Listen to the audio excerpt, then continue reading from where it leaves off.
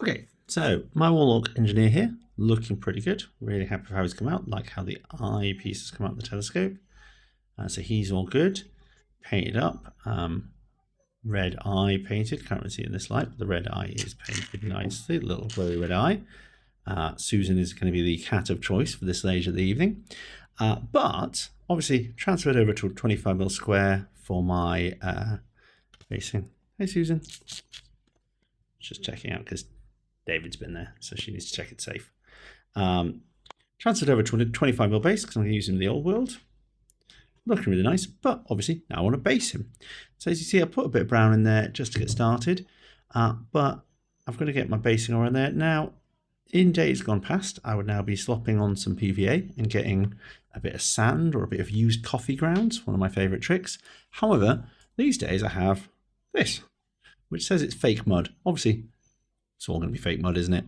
But what this is really is fake Stirland mud.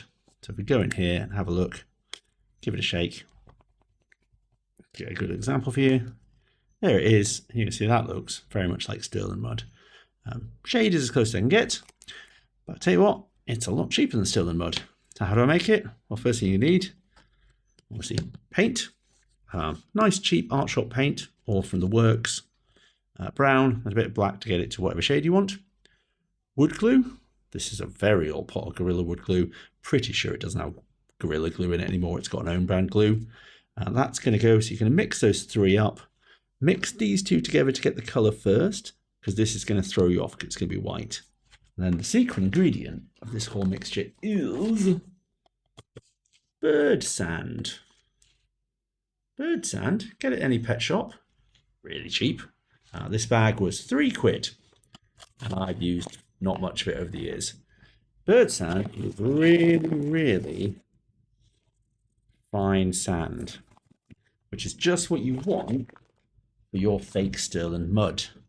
Because now I can go into this and get a bunch of it on my brush, using an old knackered brush to use this for, all around, and it's going to go on and then dry just like Stirland mud would.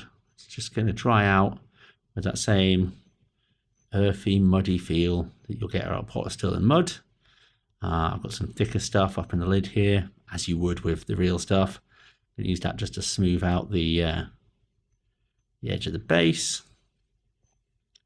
But other than that, this is going to get you basically exactly the same effect you would have got with Stirland mud. It's going to dry looking pretty much the same, but for a lot less pennies. And, you know, G-Dub already take far too much of my money for these beautiful models. And I don't begrudge them the price of the models. I think the models are absolutely amazing. I don't really begrudge them the price of the paints. I still think they do some of the best paints out there.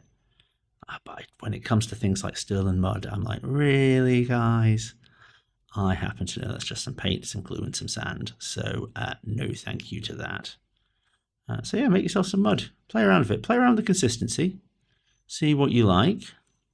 I like to play with my consistency based on what I want. So when I mix this stuff up, I wanted it not too chunky and not too lumpy. When I did my night goblins, I wanted kind of a heavier weight one. And of course, exactly the same recipe as this, but with grey, gets you a fake Astro Granite.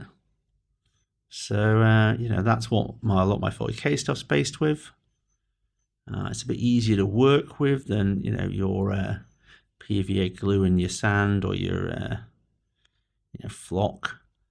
So I like this stuff for my basing. And actually, even if I'm putting some grass over it to do like a Blood Bowl team, I'll probably still use this as my base. Right, I'm going to let that dry and I'll show you what it looks like when it's all dried up.